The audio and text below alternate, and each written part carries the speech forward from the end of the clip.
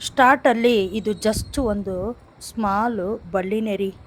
ಯಾರಿಗೂ ಎಕ್ಸ್ಪೆಕ್ಟೇ ಇರಲ್ಲ ಈ ಲೆವೆಲ್‌ಗೆ ರಿಸಲ್ಟ್ ಇರುತ್ತೆ ಅಂತ. ಡೈಲಿ ಸ್ವಲ್ಪ ನೀರು ಹಾಗೇನೇ ಸ್ವಲ್ಪ ಕೇರ್ ಮಾಡಿದ್ರೆ ಸಾಕು ರೀ ಗಿಡನ. ನಮಗೆ ಈ ಥರ ರಿಸಲ್ಟು ನಾವು ಕಣ್ಣಲ್ಲಿ ನೋಡ್ಬೋದು.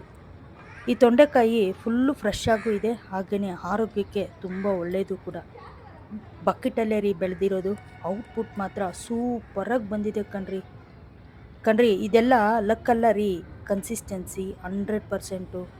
ಸ್ವಲ್ಪ ಮಣ್ಣು, ಸ್ವಲ್ಪ ಗೊಬ್ಬರ, ಹಾಗೇನೆ ಸ್ವಲ್ಪ ನೀರು, ಸ್ವಲ್ಪ ಗಿಡನ ಚೆನ್ನಾಗಿ ನಾವು ಕೇರ್ ಮಾಡಿದ್ರೆ ಬ್ಯಾಕ್ ಟು ಬ್ಯಾಕ್ ಈಲ್ಡು ಇದೇ ರೀತಿ ಕೊಡುತ್ತೆ ರೀ. ನಿಮ್ಮ ಮನೆಯಲ್ಲಿ ಜಾಗ ಕಮ್ಮಿ ಇದೆಯಾ? ಟೆನ್ಷನ್ ಬೇಡ. ಒಂದು ಚಿಕ್ಕ ಬಕೆಟ್ ತೊಗೊಳ್ಳಿ, 4 ಹೋಲ್ ಮಾಡ್ಕೊಳ್ಳಿ, ಅದಕ್ಕೆ ಸ್ವಲ್ಪ ಮಣ್ಣು, ಸ್ವಲ್ಪ ಗೊಬ್ಬರನ ಮಿಕ್ಸ್ ಮಾಡ್ಕೊಳ್ಳಿ, ಒಂದು ಬಳ್ಳಿಯನ್ನೇ ಅದರಲ್ಲಿಟ್ಟು ಸ್ವಲ್ಪ ನೀರು ಹಾಕಿ ಸಾಕು.